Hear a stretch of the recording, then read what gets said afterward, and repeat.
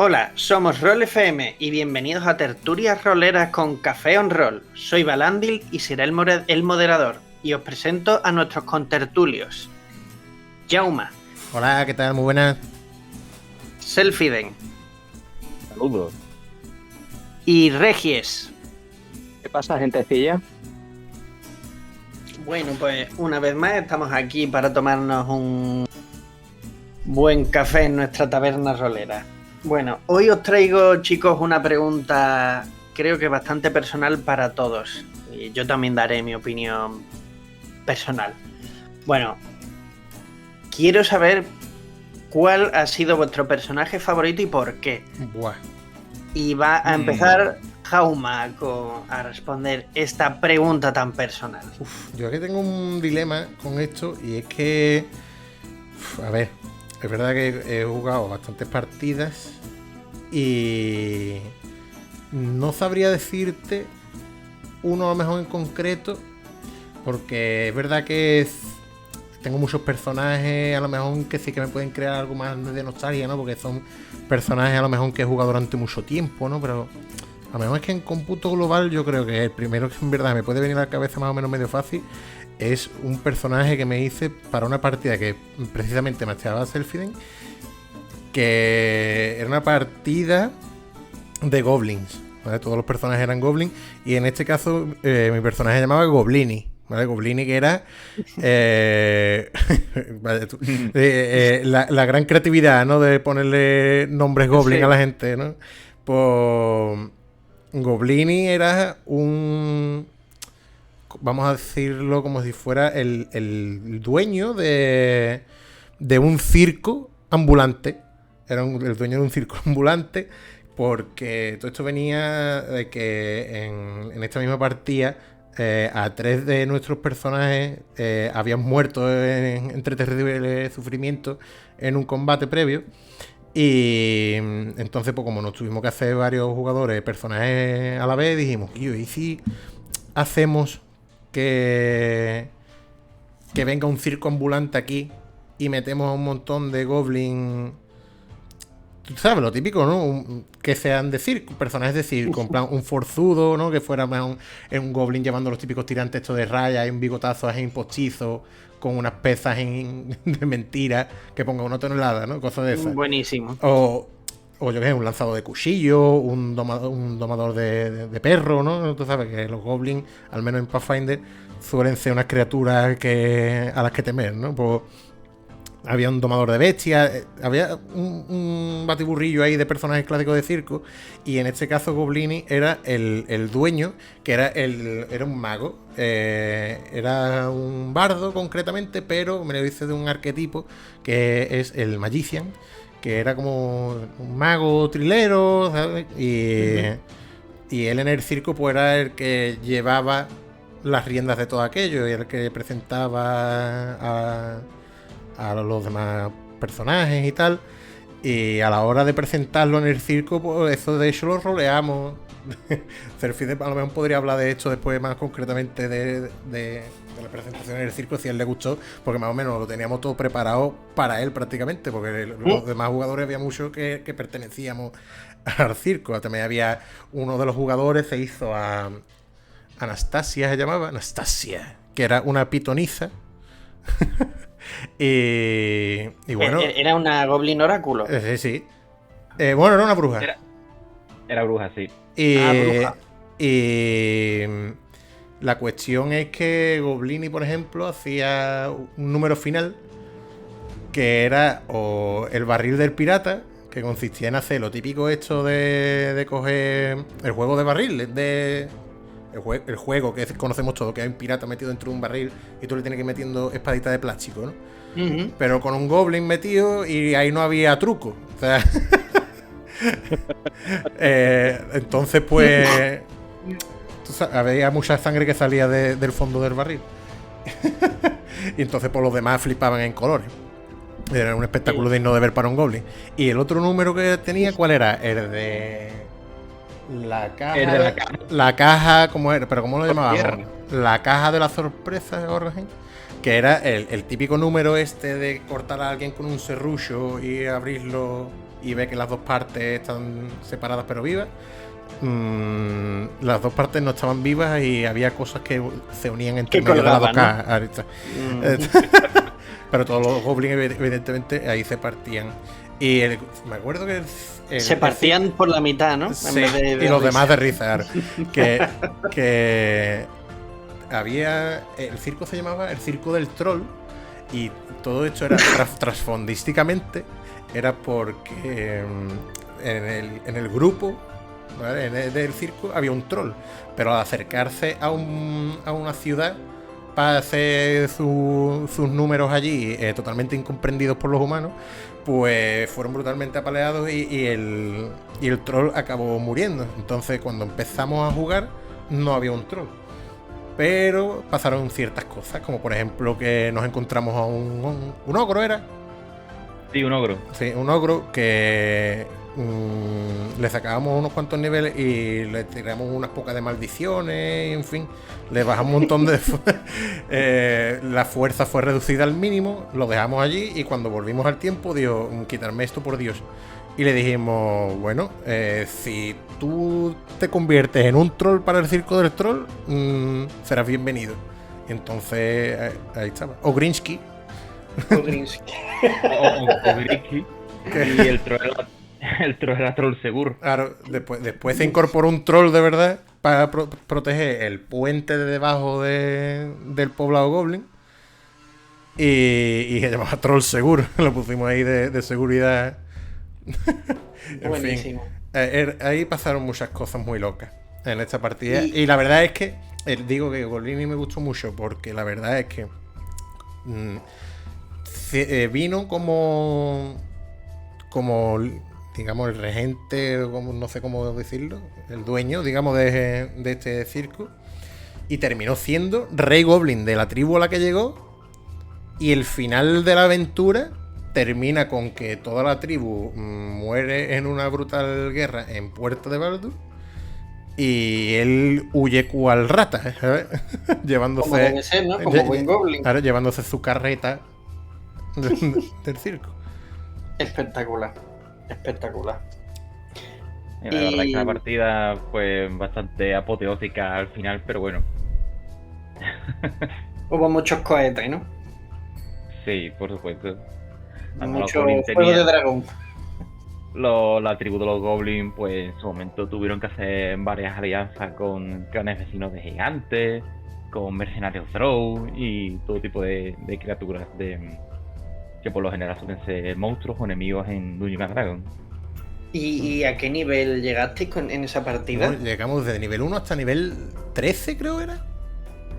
Creo que a nivel 12, pero sí, más o menos.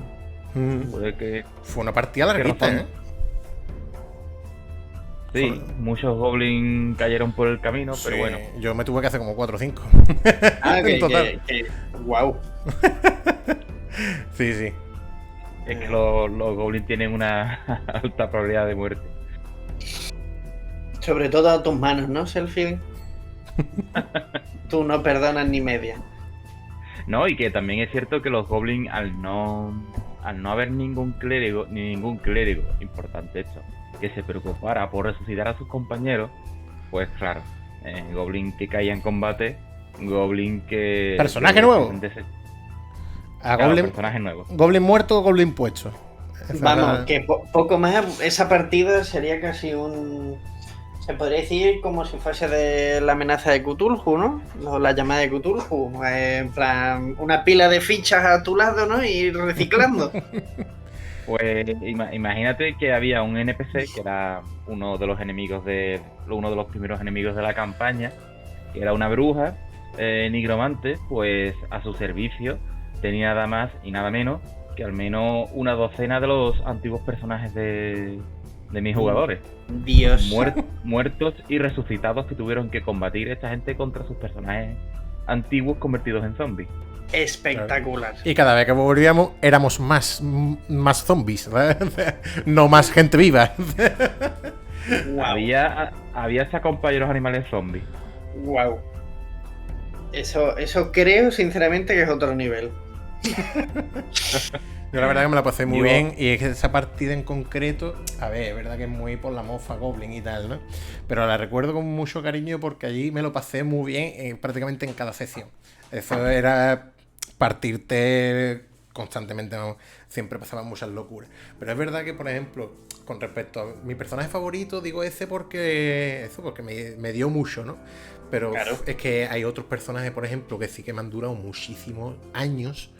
Hay uno en concreto que se llamaba Nash Clovis, que era un explorador, pero después cuando sacaron el manual este en el que venían las clases mixtas, le dije al máster, mira, en verdad a mí me gustaba más esta con respecto a mi personaje, me la puse y digo, recíclate los niveles y te lo pone de cazador. Y eso fue. Ese personaje a mí la verdad es que me gustó muchísimo jugarlo. Pero un montón. Además hizo un montón de locuras. Además escribió su propio libro. Que hacía las ilustraciones. Me puse un montón de rangos en habilidades que nadie se pone. Lo típico esto de... Esto para que me voy a poner oficio, ¿no? O artesanía. Pues yo me los puse y al final me dieron un montón de cosas a nivel trasfondístico que estaba todo guay, ¿eh? Y una charla a nivel académico en una universidad hablando del libro. Un temita, era un tema. Chulísimo. Es que es verdad que eso pasa mucho, que la gente no... Por muy poco habrá de todo, ¿no? Que al menos yo es que me he encontrado mucho quineo quizás en mis mesas, hasta cierto punto. Y es verdad que el nivel trasfondístico de habilidades que no le importan a nadie no se ven especialmente. En fin, Selfiden, cuéntanos tu personaje favorito, que ya sabemos dos de Jauma. De acuerdo, pues contaros que la mayor parte de las partidas pues soy el director de juego o el máster, aunque sí que es cierto que he jugado bastantes partidas también y tengo muchos personajes Yo tengo la misma maldición que tú, vaya. que como a Jauma, pues les tengo mucho cariño y nostalgia también. Ahora mismo se me viene a la mente Simón Quiroga, que fue un vampiro de mascarada que jugó una partida por foro.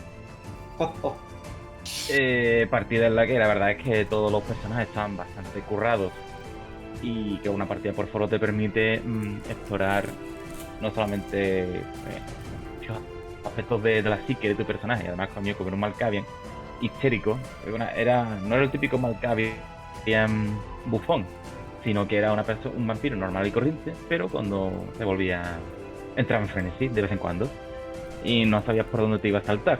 Ese era el peligro que tenía. Y como estaba comentando antes Jauma, Nash Clovis, pues resulta que uno de los compañeros de Nash Clovis era Dorito, era un guerrero forjado. Dorito, recordemos que su nombre ahí tan ridículo fue porque nosotros nos imaginábamos, tanto yo como otro compañero más de juego, nos imaginábamos en nuestra mente que al ser era un forjado pero que estaba hecho de adamantina, en verdad, ¿no? Entonces yo me lo imaginaba como si fuera dorado, que en verdad la adamantina es negra, pero bueno. Y entonces por ahí tiramos el nombre de Dorito, porque se supone que los forjados, no entiendo yo, ¿no eras en Daniel? Que los forjados como que no entienden el concepto de nombre de las cosas o algo así. Sí, claro, la mayoría de los forjados, como vienen de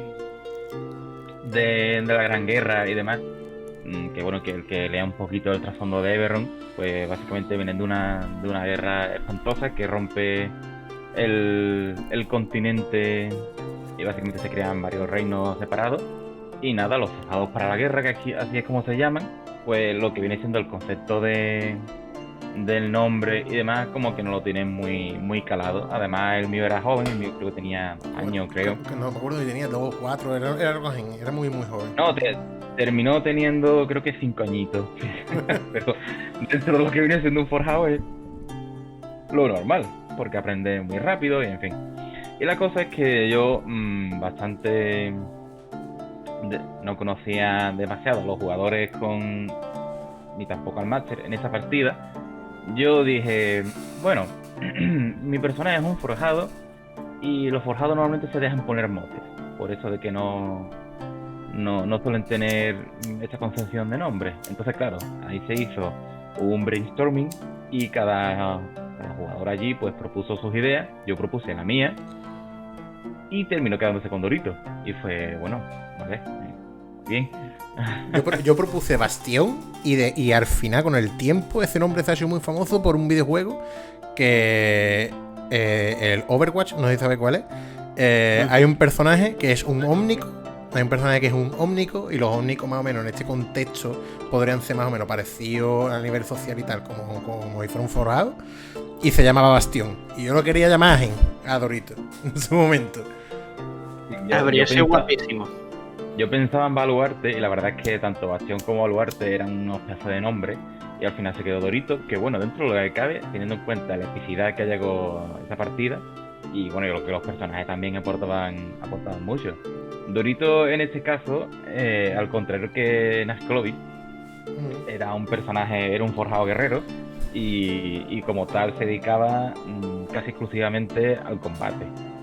Y la verdad es que era complicado de interpretar porque era un personaje listo, pero tenía carisma 6.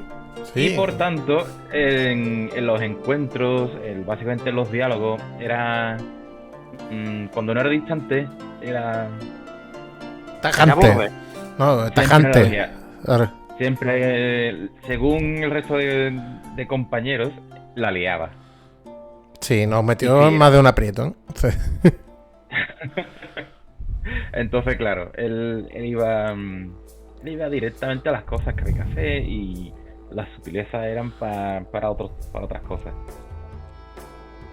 Y la verdad es que las aventuras del amigo Dorito, Nazclovis y el resto de sus compañeros, la verdad es que estuvieron bastante bien durante bastantes años. Ciertamente, por ejemplo, Dorito, mientras escribía también, no un libro, sino un diario de sus aventuras, que no publicó, pero bueno, él escribía también. Y sobre todo era profesor de esgrima en la... ¿Cómo se llamaba esto? En la Sociedad Pathfinder.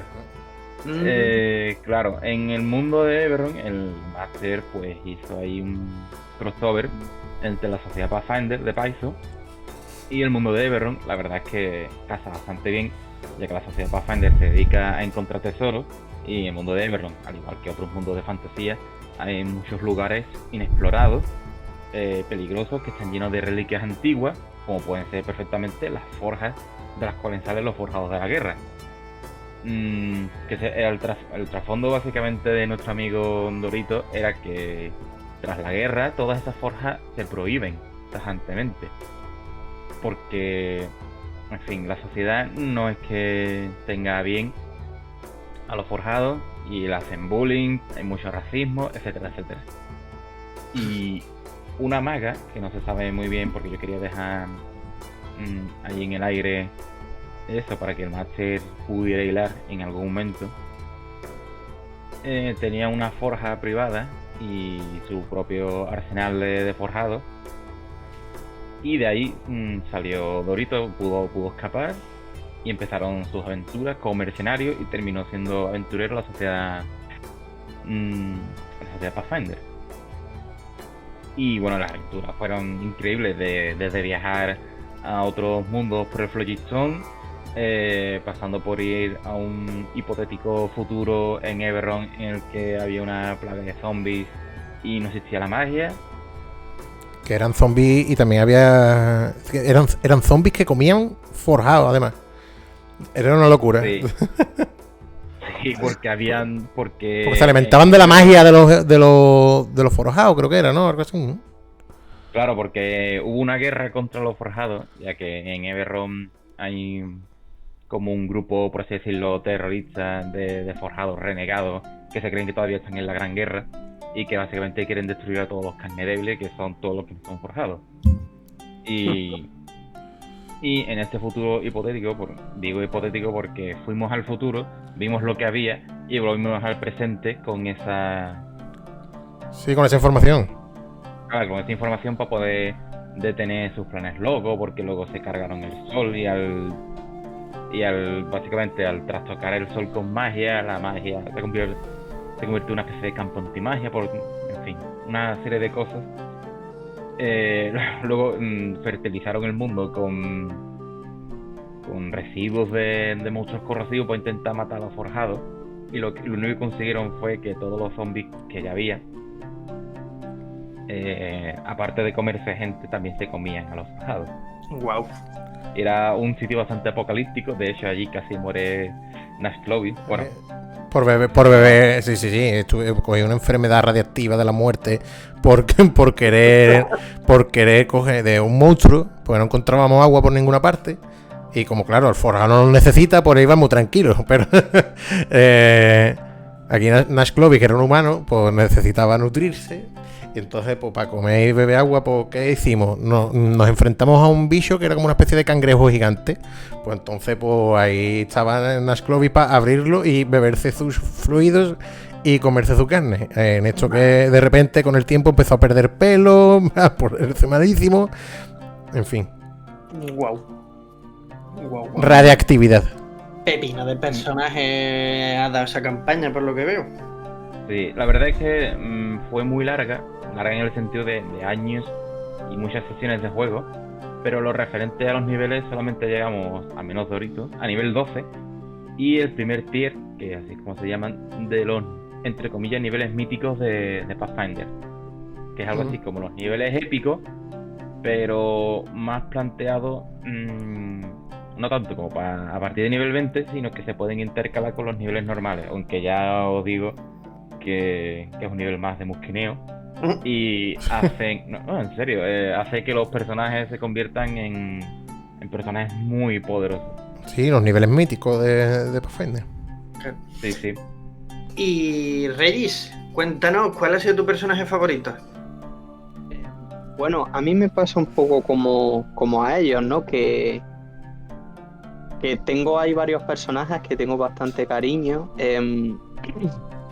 Yo probablemente sea el que menos personajes tiene de todos, incluso los que tenéis la maldición de ser más máster que jugadores, porque yo soy bastante novato en todo esto, ¿no? Pero sí tengo algunos personajes que le he cogido mucho el gusto. Suele haber el discriminante común de cuanto más me lo haya currado, evidentemente lo que es el trasfondo, más me gusta, ¿no? Hay dos que no son de la misma partida, pero digamos que sucedían. No, en realidad los tres suceden en el mismo mundo. Acabo de caer los tres que voy a comentar. Que de hecho todos son de partidas que lleva Valandil, porque es mi máster de confianza. Mi máster cada día el de más gente, como quien dice.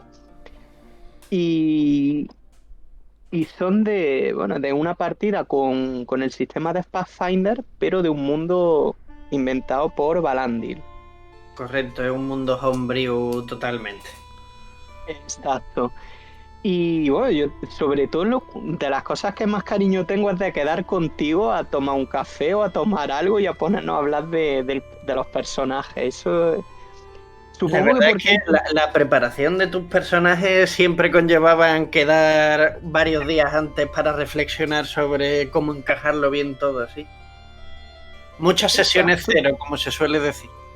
Unas cuantas.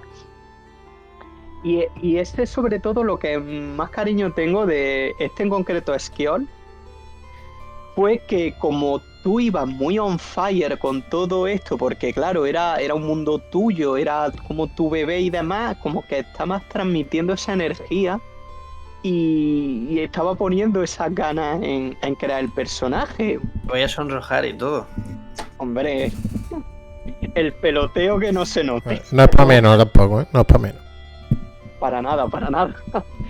Y le tengo cariño. El personaje, no hay muchas vueltas que darle. Cogí al prota de Berserk y me lo hice en una partida. No hay que darle muchas más vueltas. No, mi originalidad brilla por su ausencia. No, tampoco para tan...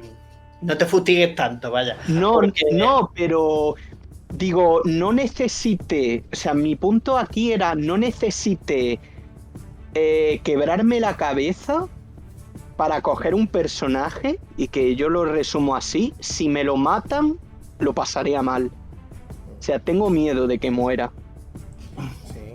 A mí me pasa eso también con uno de mis personajes, que tampoco es que haya sido... A ver, que he comentado el personaje del Goblin, porque es que la anécdota que nos ha dado soltado ese personaje de Goblini son buenísimas junto con los demás Goblins, ¿no? Pero es que hay un personaje que estoy jugando ahora que también está entre mis favoritos y no también es el que más, es que es brutal, que es un personaje totalmente sacado tal cual de JoJo's Bizarre Adventure.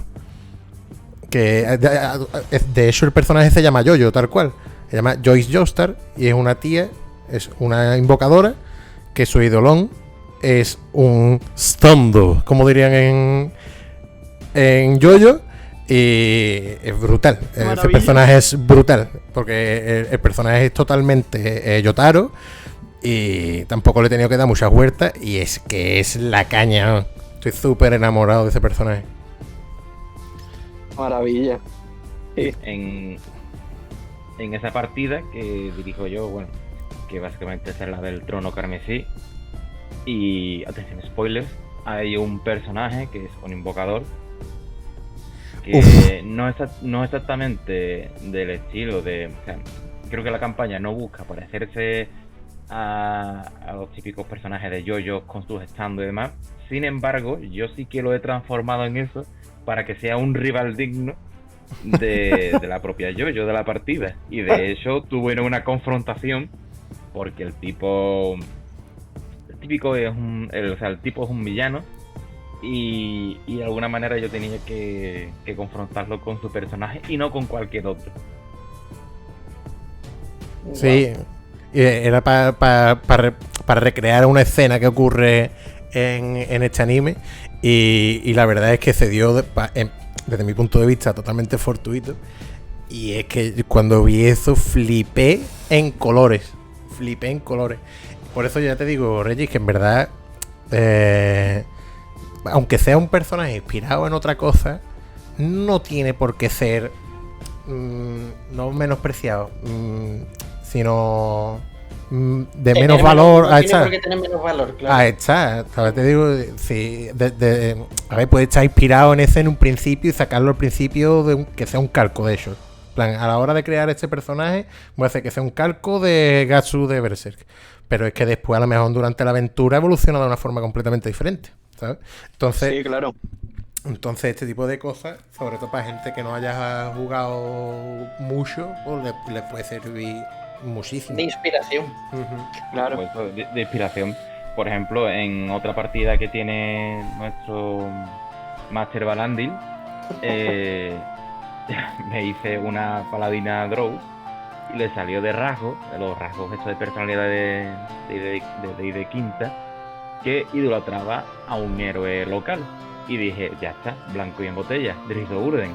Es una paladina Drow que nada más y nada menos que cuenta historias y anécdotas del famoso Driss Do'Urden de Faerun, toda la vida de Dios. Sí, pero yo creo que hablando de Driss, ese personaje podría quitarse la careta y estar tú debajo, ¿no?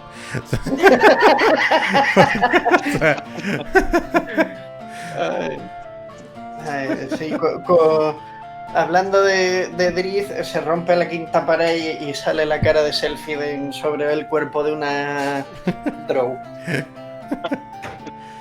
Lo que quería decir con esto es que no solamente off-roll, los personajes famosos influyen en tu propio personaje, sino on-roll también.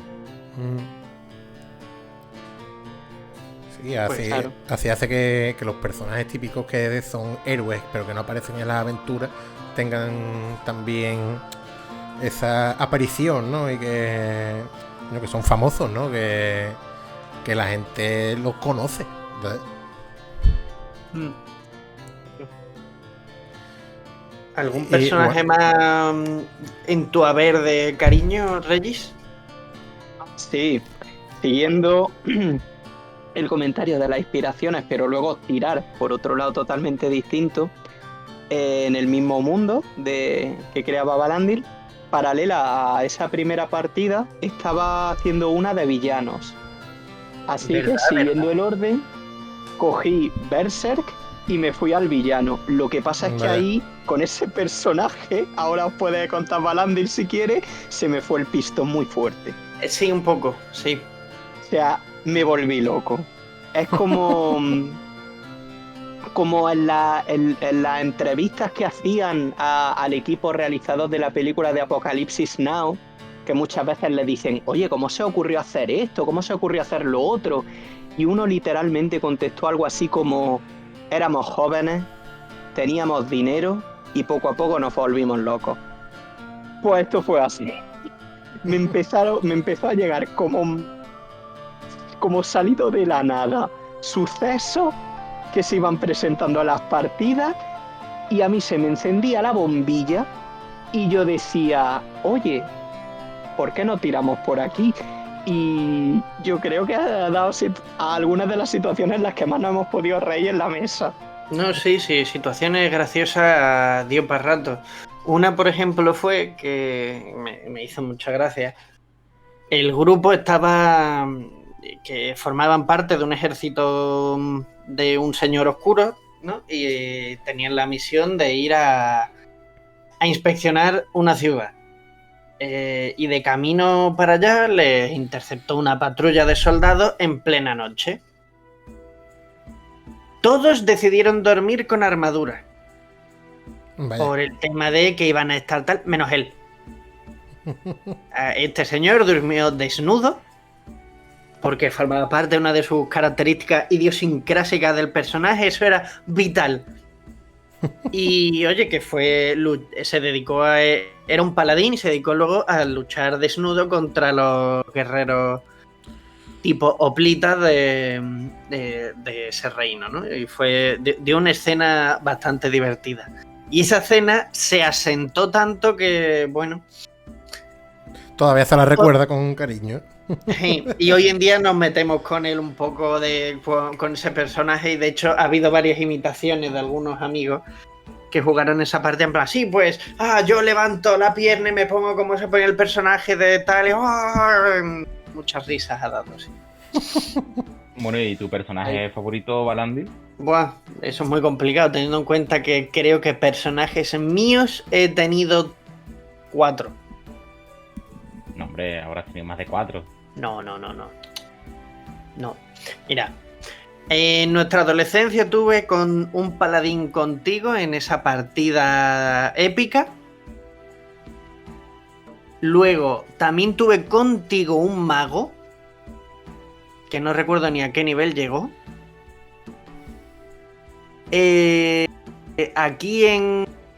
Luego he tenido...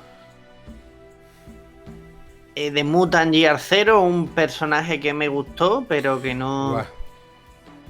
Que era un mutante, el que era el líder de una banda y acabó siendo pues miembro, formó parte del consejo que gobernaba su arca. Y luego el personaje que ahora mismo más me flipa, porque creo que es de los que más me he currado, es mi clérigo... Una clérigo drow llamada Lizith Ourevine, que ahora mismo está siendo muy torturada psicológicamente en la partida de Selfiden, porque empezó siendo una clériga de LoL la más fiel y la más malvada, la más torturadora, la más manipuladora del mundo. Pero aquí el señor Selfiden decidió que nuestro grupo de malignos acabase en Celestia y nos sometió a una serie de pruebas de nuestros pecados. Y concretamente una visión de uno de los ángeles que nos ponía a prueba hizo que le cambiase el chip y se emperró en ser buena. Y está haciendo todo lo posible por cambiar. O sea, está pasando del sumum de la malignidad, que es un caótico maligno, a intentar ser bueno. Que me está costando, porque es verdad que el ser maligno pues llegar a ser la vía fácil. Y la verdad es que estoy disfrutando enormérrimamente ese personaje. Y estamos en una situación en la que se puede producir un deceso, en el que... y la verdad es que tengo miedo, de hecho le tengo mucho miedo a que llegue la próxima sesión por eso. Sí. porque no quiero que ese personaje muera. Pero de todas maneras creo que el arco de ese personaje aceptaría bien la muerte, pero me daría coraje a mí como jugador. Y tú dices el Celo Armaste que está aquí escuchándote. Ya, pero vamos, él lo sabe hasta, vamos, de hecho... El máster conoce. Al máster también le he dicho que en el caso de que está totalmente dispuesta a sacrificarse por intentar salvar a sus compañeros. Porque encima, en la situación en la que están, es completamente culpa de ella. Porque, bueno, cuando nos salimos de Celestia, nos tiraron por el desagüe los ángeles, nos castigaron al destierro, a los planos inferiores, y acabamos en Pandemonium. Y allí en Pandemonium el plano nos estaba volviendo loco el viento, y el que hice con Lizzie es decir, bueno, tengo desplazamiento entre planos, venga, vámonos. Yo sabía que era una jugada arriesgada y además yo creo que el máster estaba ahí pinchando silenciosamente para arrastrarnos a donde él quería. Claro, ¿qué pasa? Como mi personaje ha decidido optar por el camino del bien, la maligna, cruel y diabólica Lolth pues está al acecho de la venganza. Y, Sí, claro. y nos ha llevado a su maravilloso plano para torturarnos ella. ¿No es así? Los dioses malignos no se toman a bien las traiciones. Las deserciones, ¿no? Sí, tampoco. No hay desertores. Ya, eso es lo que me estoy temiendo, que no va a haberlos. No, pues, Pero reconozco que estoy flipando con esa partida. pues yo he recordado ahora mismo, escuchándote, no recuerdo en qué punto de hecho, que me he quedado secado ya, por tal de no olvidarme de esto, he recordado otro personaje que también he disfrutado mucho, y qué lástima que eso es de estas partidas inconclusas, ¿no? De las que simplemente pues la gente deja de quedar y tal, y por lo que sea ya la partida pues muere, ¿no? Pero Sí. es por hecho de que a lo mejor pues ya eso, simplemente la gente deja de quedar, que qué coraje me da, pero bueno. Que ese personaje me gustaba un montón. Era una partida de Fallout, ¿vale? ¿Habéis jugado a Fallout? Sí. Vale. Era una partida de Fallout, juego de rol. ¿Y qué suele haber en todos los Fallout? Un compañero para el protagonista que es un perro. Bueno, pues yo me hice un personaje, porque el manual te lo permite hacértelo, de entre otras cosas. Me hice un perro y era el perro del grupo. Era un border collie. Y tú dirás, ¿en serio? Pues sí. Y hice una ilustración en mi Instagram, lo tengo. Después, y eso te lo paso por aquí, sí, por Discord.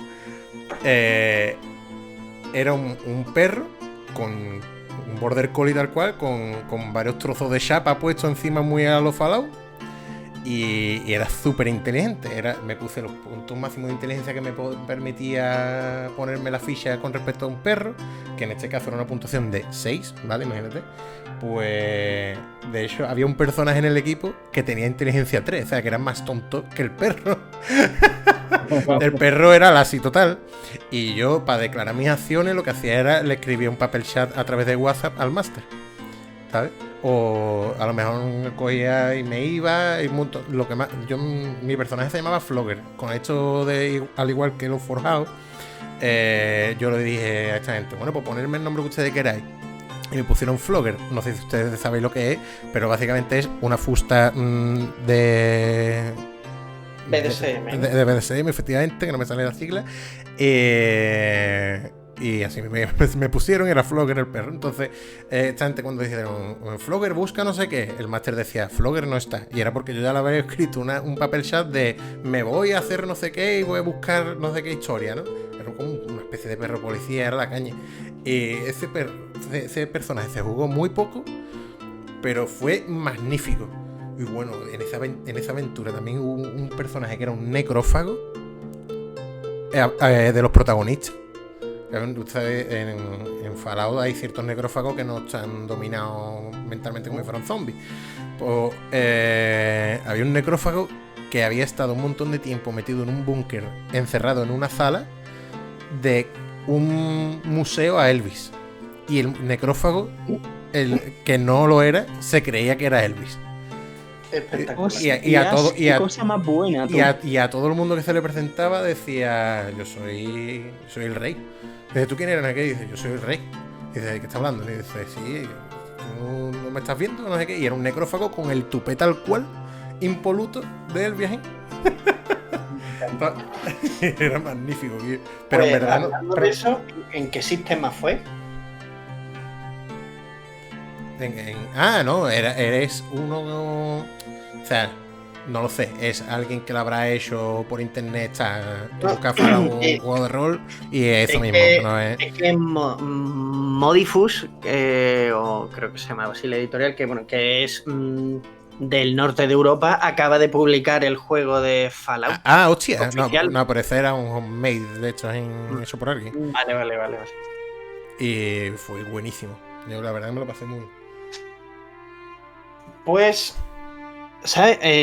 Todo esto me ha hecho hilar un par de cosas, sobre todo con respecto a la partida que habéis estado contando de Dorito y Nash Clovis, de un tema que siempre que yo he aplicado, bueno, yo he hecho, y me gustaría saber vuestra opinión.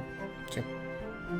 ¿El máster debe estar siempre respetando a rajatabla el lore o los hechos históricos del lore de un juego, o sea, de un mundo en concreto? Por ejemplo, si juegas en Star Wars tienes que respetar al 100% todo sin que tus jugadores tengan absolutamente nada que intervenir o sea, ese tipo de cosas o manipular un poco la realidad.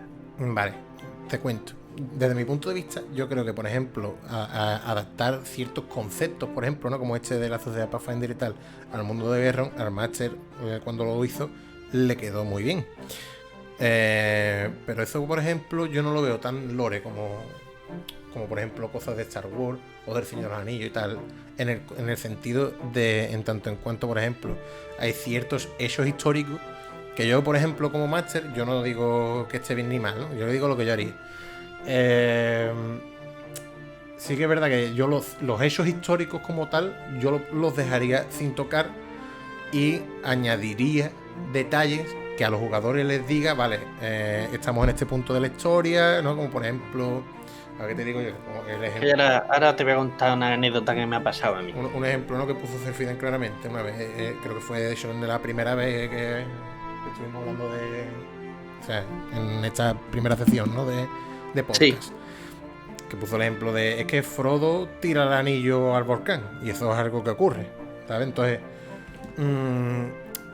que vayan ocurriendo cosas mientras que no sean canon de la historia, pero que sí que respeten el lore del mundo en el que se juega, yo creo que es algo importante cuanto menos, creo yo, ¿eh? Porque, bueno, y tener conocimiento sobre el lore, a ver, es bueno que el máster como poco lo tenga para poder basarse en cosas. El máster es vital que lo tenga. Ahí está. Entonces, si los jugadores no lo tienen, ¿vale? Puede servir muy bien para que de verdad el propio personaje sea alguien que no conoce el lore del mundo. Por ejemplo, Frodo tira el anillo en el volcán, pero yo no tengo por qué saberlo, que yo estoy a lo mejor en la otra punta del mundo, ¿sabes? Por ejemplo. Yo es que, por ejemplo, voy a poner el caso de mis partidas. Yo he sido durante los últimos 10 años, hasta hace un par, o sea, yo diría que de 2010 a 2020 he sido máster habitual de Star Wars D20 segunda edición, ¿vale? Yo he tenido, entre otras, una campaña que duró 5 años. Ahí, se dice rápido. Se dice rápido, pero y jugando todos los martes. Era en esa época, todos los martes jugábamos. Esto es más complicado todavía, quedar toda la semana. Eso era espectacular.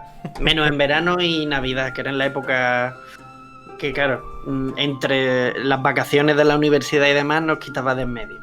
Bueno, En esas campañas precisamente no, porque nos dedicamos a jugar en la época de la Antigua República y no hubo muchos problemas, dio enormes personajes. De hecho, en esa campaña se jugó primero con unos, luego con unos personajes principales, luego con descendientes de esos primeros personajes, y luego otra vez para ya terminar de cerrar el ciclo con los personajes primigenios más viejos. Qué guay, ¿no? Qué guay, ¿no? Fue muy chulo. De hecho, un amigo está escribiendo la historia de su personaje. Yo escribí parte de lo que pasó con los otros durante una serie de años para situar a la gente, ¿no? Dio mucho de sí. Pues pero si lo vas a publicar por ahí, pásamelo, yo quiero verlo. Yo eso te lo cuento más que... Pero mi colega sí creo que lo quiere no publicar, pero sí le está poniendo empeño. Y no, pero por ejemplo, sí hubo otra que estaba ya un poco aburrido de jugar en esa época, ¿no? Y yo, pues, a raíz de unos capítulos de... no me acuerdo qué...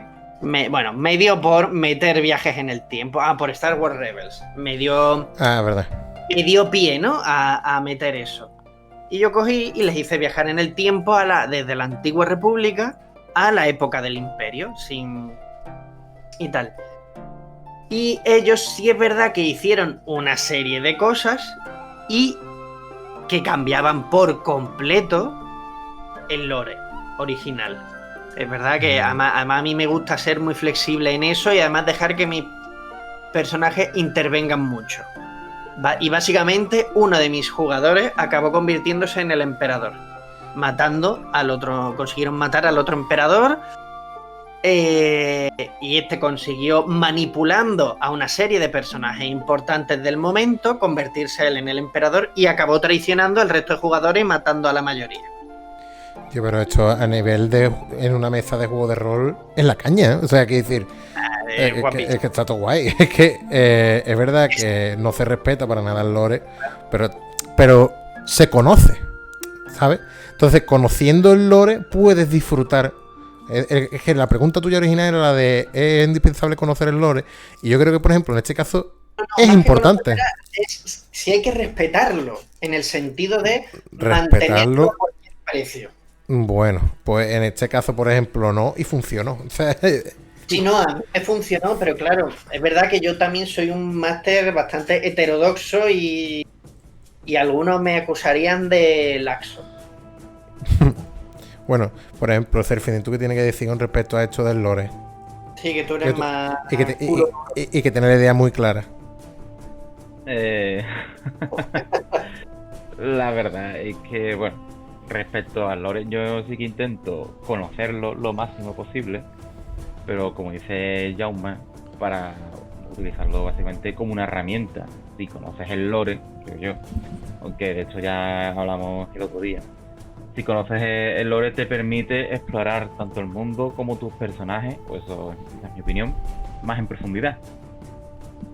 A menos que ignores el lore casi por completo, como me pasa en mi caso con vampiros, y por eso quiero jugar a vampiros, para poder conocer el lore de ese mundo sin tener que leerme los libros, viviéndolo en una partida de rol, que es, creo que es completamente distinto a coger un libro y empollártelo. Y yo creo que es la forma más bonita de eso, que es viviéndolo en vez de leyéndolo. Y Regis, tú que has sufrido precisamente mi manera de mastear en mesa, ¿y qué opinas? Hombre, a mí desde mi punto de vista en todo esto, uno de los motivos por los que me gusta el rol, ¿vale? Vamos a ponerlo en retrospectiva. Yo disfruto un montón con los videojuegos en los que tú puedes tomar más o menos X decisión de libre albedrío y eso genere una determinada consecuencia, ¿no? El rol es eso llevado a día de hoy a su máximo exponente.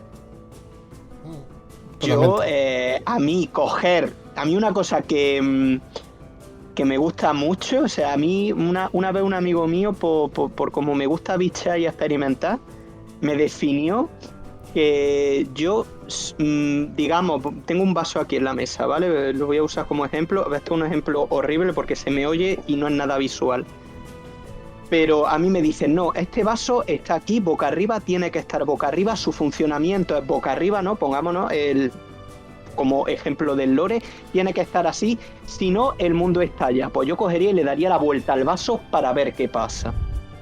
A mí eso de por ejemplo, la partida del emperador de Star Wars y demás, a mí no pueden matar al emperador, que se nos viene la estructura abajo, ¿qué tal? Oye, mátalo, a ver qué pasa. Nos ha dado ha generado eso, un universo, una serie de acontecimientos que son la mar de interesantes.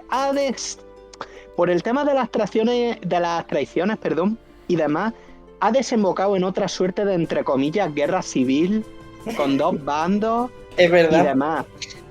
Pero son dos bandos que beben del lado oscuro. Y es cierto, Ojo, cuidado. Es muy brutal. No son Jedi contra Sith, es un HDP contra otro HDP, a ver quién es más HDP. Sí, son dos, además, son dos Jedi oscuros, dos Jedi caídos, que en fin, que dentro del juego esos dos personajes se hicieron pareja, luego se traicionaron y luego pues cada uno ha ido por su cuenta. Uno se ha quedado como emperador del imperio y otro como un líder pirata, básicamente. Sí, en las regiones desconocidas. Además que tenía una pedazo de nave espacial que ríete tú de la Estrella de la Muerte. Sí, bueno, era un Executor, un superdestructor estelar. Y tuneado y demás, ¿no? Sí. O sea, es como... desde mi punto de vista, lo bonito de esto es... Oye, el lore es una herramienta muy buena y demás para ver qué puedes... pero esto hace que sientas la partida tuya, que es tu historia. Yo eso es lo que siempre he intentado. Para que Frodo tire el anillo al Monte del Destino, pues cojo, me pongo El Señor de los Anillos versión extendida en Blu-ray 4K, que la tengo, que se ve de lujo, y yo me lo paso muy bien. Pero si estoy jugando y lo puedo sentir mío, para mí va a tener más valor. Matar y tirar tú el anillo, ¿no? Claro, y retomando con lo que hemos vuelto antes, de los personajes y demás, de que porque se ha inspirado en otro personaje de otra obra no tiene que tener menos valor. En el momento en el que yo empiezo a coger mi versión de Guts y yo le empiezo a meter historia y empieza a desarrollarse en el otro mundo y demás, lo siento mío. Yo es que soy muy laxo con todo. Yo quería Pero comentar es que me parece que está muy guay.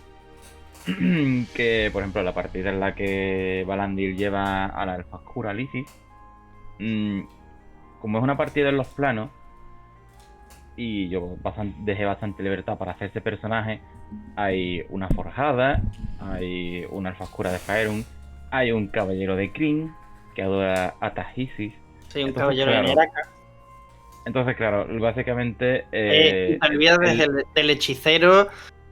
Sí, me olvido de varios personajes, pero sí quería poner a estos tres porque uno es de Eberron, otro es de Kryn y otro es de Faerun.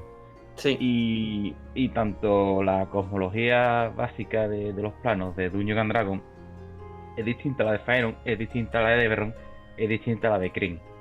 Lo que son los planos, los dioses y demás. Entonces, claro, ¿qué ocurre? Pues que el máster tiene que hacer, en este caso yo, tiene que hacer malabares. Ingeniería. Una auténtica labor de ingeniería. Entonces, claro, para intentar meter todo eso en la misma partida y en sin la que misma explote. Cosmología, efectivamente, y sin que explote. Cosa que tiene sentido porque Tiamat está tanto en Dungeon como en Kryn, aunque no tienen nada que ver las personalidades, o eso tengo entendido. Correcto, no tienen nada que ver. De ambas diosas. Pero bueno, el caballero adora a la de Kryn y todo está bien. Vale, tengo una pregunta. Bueno, vale, sigue. Nada, simplemente quería comentar eso, que por ejemplo a mí me gusta intentar llevar pues el lore y demás, pero sí que es cierto que en ciertas situaciones, como he puesto ese ejemplo, porque creo que es interesante combinar los distintos mundos, al menos por ejemplo, en una parte de los planos y demás, los distintos mundos que puede ofrecer, en este caso, Dungeons and Dragons. Supongo que se podrá hacer con otros juegos de rol que tengan varias cosmologías. Y una cosa que me surge con respecto a este tema, ¿no? Que de hecho creo que se dio este caso tal cual lo voy a contar, creo, no estoy muy seguro, lo escuché de refilón, no lo saco de ninguna fuente concreta. Creo, o si no, o es un ejemplo, ¿vale? Imaginaos, ¿no? En la leyenda de los 5 anillos hay un personaje que dice, voy a hacer X cosa, ¿no? Un jugador declara que su personaje va a hacer tal cosa. Y coge otro jugador y le dice, no, porque un samurái nunca haría eso. ¿Qué pasa con eso? Valentín, ¿tú qué opinas? Eso es un tema complicado. Porque sí es verdad que un tipo X de clase